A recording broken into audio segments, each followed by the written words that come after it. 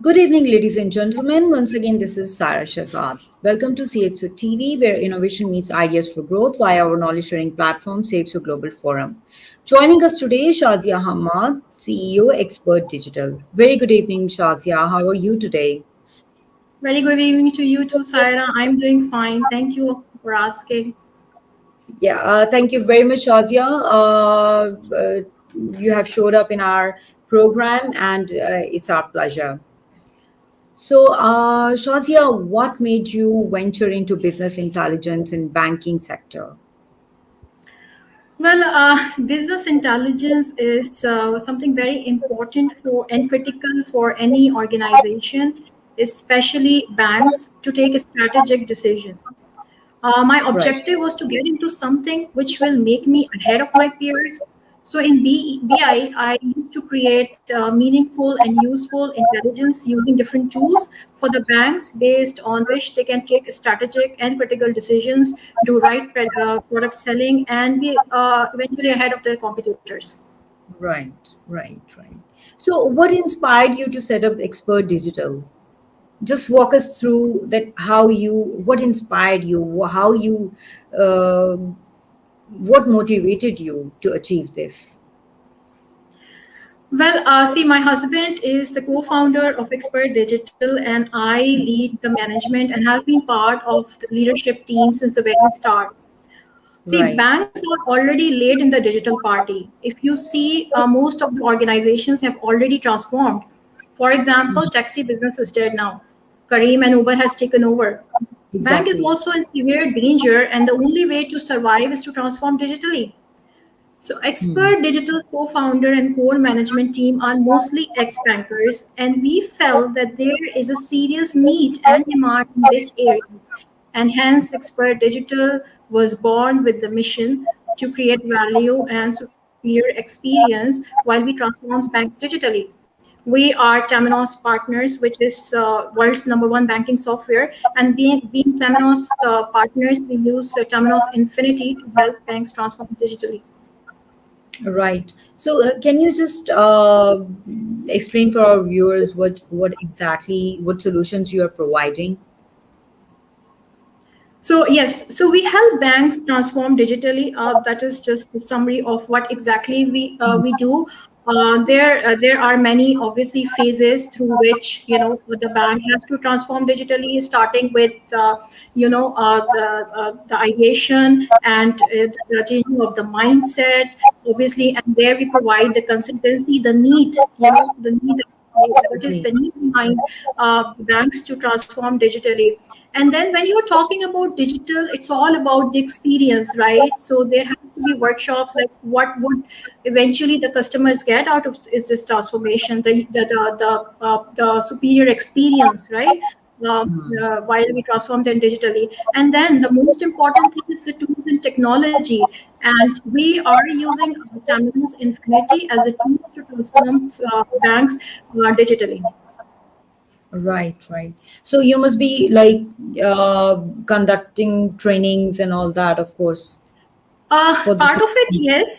The consultancy, we do provide consultancy for banks, and then we do managed services.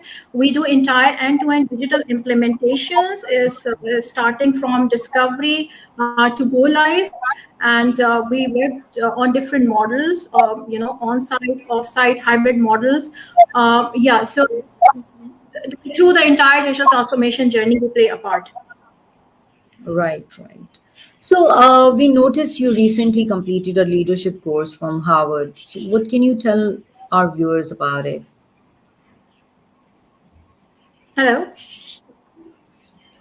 Can you hear me? Yeah. Okay, yes. Yeah. So this course changed the way I think about leadership. Leadership Hmm. is an action and not a position.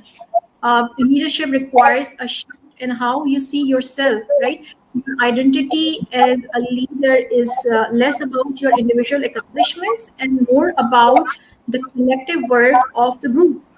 So the major shift comes when you realize it's not all about it's not about your individual accomplishments, but it's about enabling the work of others, and True. how you as a leader can help others to be the best version of themselves. Of course, it's a teamwork. So how you carry your team with you, that's the thing. And it's a big responsibility. I mean, you're leading some organization. And you have to realize that you cannot do everything yourself. It's a teamwork, and you have to enable your people to carry on the task and to excel. So any challenges you face being leading a company or being a leader, Yes, a lot of challenges indeed. And if you are talking about being a woman, being a it, woman? it adds it adds to it. So the challenges range from something an uncomfortable sense of being viewed as less rational, excessively sensitive, and less capable of performing certain activities. And at top of True, all, the stereotype, especially in our culture, that women take emotional decisions rather than logical decisions. true, So true. this had always put an additional pressure on me, since I always felt that in case I fail, women will fail. So, and this also fueled me to do something for the women to change this overall perception and help and motivate them to do something bigger so that What they is can. your strategy towards Sorry? that? What is your strategy towards that? Because of course we have to work with male, and it's a male dominant society in be it Pakistan, be it like GCC region. So what real challenges and what is your strategy behind it, that how you You see, get to these. join people? Yes, I see. I understood over the period of time these challenges are there and will be there. You have to ignore and think of a bigger picture than to be stuck with men and women thing, right? So this you have to ignore and just move forward. You cannot these things should not discourage you. This is what my strategy is. You should never be discouraged in the end with all these stereotyping. So, what are the challenges as a woman entrepreneur? Matlab, other than that, what do you see? What do you have to say for Pakistan women? Because of course you have an exposure of international market and Pakistan market. So, what do you say about like females working in Pakistan? Like apart from this, all the stereotype and especially women in a male dominated, I would say field. This is another challenge, right? This is a male Exactly. dominated field. So apart from these challenges, yeah, when women step out of the house, they have to fight two battles, one at home and one outside. True. So this always put you under an additional pressure. You have to be good in all the roles, be it a mother, be it a wife, and then you have to prove yourself outside work as well, that people should not discount that she's a woman. We should discount, no, Yeah. so these are all the challenges that you face as a woman executive, or any woman who step out of the house eventually. Exactly. So, how do you see the evolution of open banking in Pakistan versus GCC? See, honestly speaking, I have not yet seen any proper implementation of open banking in Pakistan or in GCC. See, banks in GCC and Pakistan are reluctant to open up, and they believe their customers are their commodities. However, over the period of time, as we have seen in mature markets like Europe and USA, that banks are opening up their data, customers, and services to non-banking and open banking ecosystems, and we will gradually start to see this in GCC and Pakistan as well. See, I see banking similar to telecommunication industry few years back. So if we look at telecommunication network, they were used to protecting the data and confidentiality, and they used to have the customer data to themselves. Then they were very reluctant to share any piece of that revenue with any external party. But over the period of time, as the market became more competitive and customers became demanding, they opened up and they realized that they cannot commoditize their customers, and has to start opening up. It's exactly the same situation which will happen with banking as well. So it's just a matter of time, and that's a kind of trend that we'll be seeing in GCC and Pakistan in the coming time. And the COVID has changed the Absolutely, yes. entire game. So, what do you see the impact of COVID? How has it impacted? See, I think it is a wake up call for most of the organizations, or for the banks as well, that they have to use digital channels, they have to do a digital transformations, and so because COVID has accelerated the pace. Actually, they were walking, but it just accelerated the thing. So I have seen a lot of movement post COVID as far as banks are concerned. Right, right. So, what are your views on customer data protection in Pakistan with reference to fintech solutions? See, I feel more than data protection is about customer trust with the financial institutions. Yeah. Currently, though banks have launched digital services, however, they are unable to give that trust to their customers that their data is secure. I have banked myself in Pakistan and internationally. The process here is very strict and tedious for common people. But what I feel is that in spite of this strict process, I feel that data is not protected through strong Hmm. security softwares, right? So the banks first have to implement a strong enterprise data protection softwares before they expose it to aggregators or any fintech to make sure that the data is secure. So unless Yes. banks implement a strong enterprise security software or data protection software, it will remain a challenge. Yeah, even State Bank nowadays, it's very much after it for the banks to make it more secure, making policies about it, because we are still getting the calls. कभी कभी calls आ जाती हैं कि हम बात कर रहे हैं, आप अपना कार्ड बताएं, ये कब एक्सपायर होगा. Also these sort of things are happening in Pakistan, that random people are calling, and so we are still in that. So what do you see? How do you compare it with international market? Yeah, I think they are this COVID has is a wake up call, and I think they are taking that pace. I think over the period of time, you will see a lot of development in this area. I believe, since like you mentioned, State Bank Pakistan is the regulators. So I think the trend will change in the coming time. Right, right, right. Very well. Shazia, do you see growth in in this market, or you feel that it's saturated? No, of course, I see. In fact, this is an era of fintech growth, and there is a huge potential in the coming years.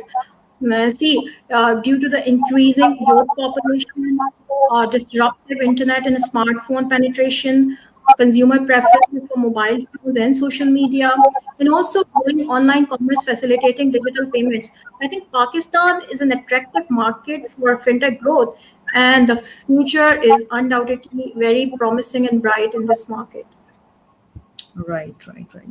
So, how would you encourage more females to come into this particular sector?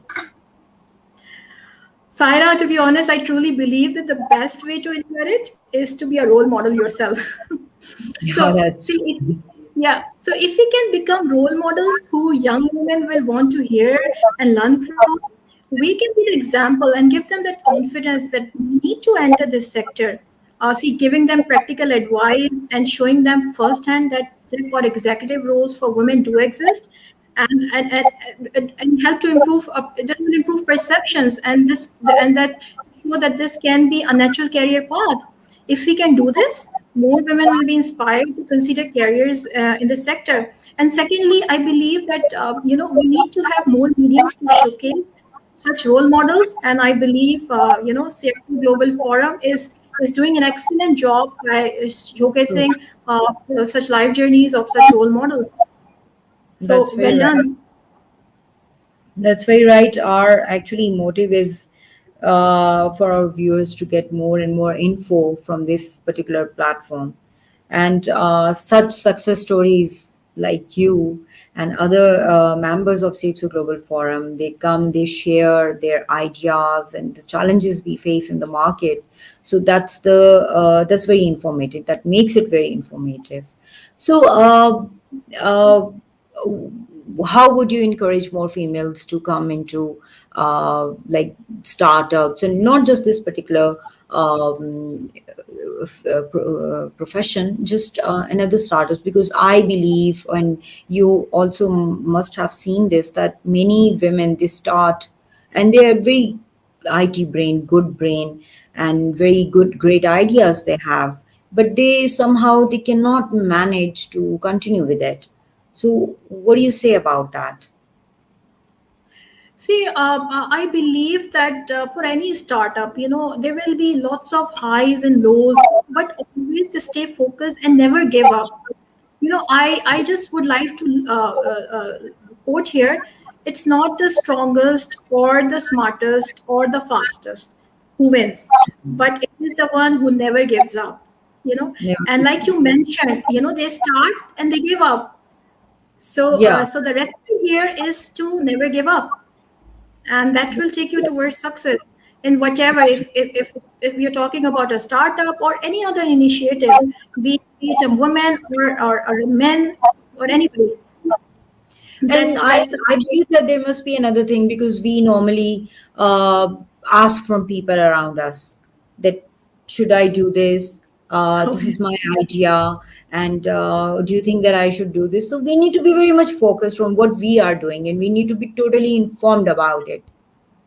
Very true, very true, very true. And when we starting a startup, we have to stay focused. We have to be sure of what is the business case, what are the customer pain points, and what this solution is trying to identify and fix, right?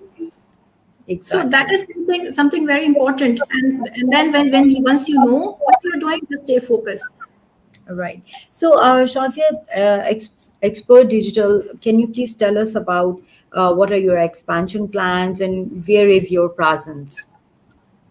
See, we currently have operations and existence in 7 countries, and we are, expanding exponentially.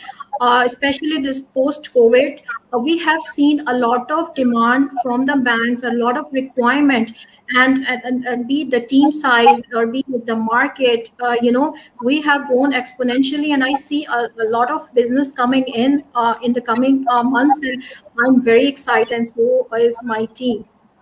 Right. So We are currently all set you are for based success. in currently you are based where, in all GCC region? Yes, so we cover MENA region, and I'm mostly based out of Oman, but I keep traveling to Pakistan, UAE, Saudi Arabia, Qatar, Africa.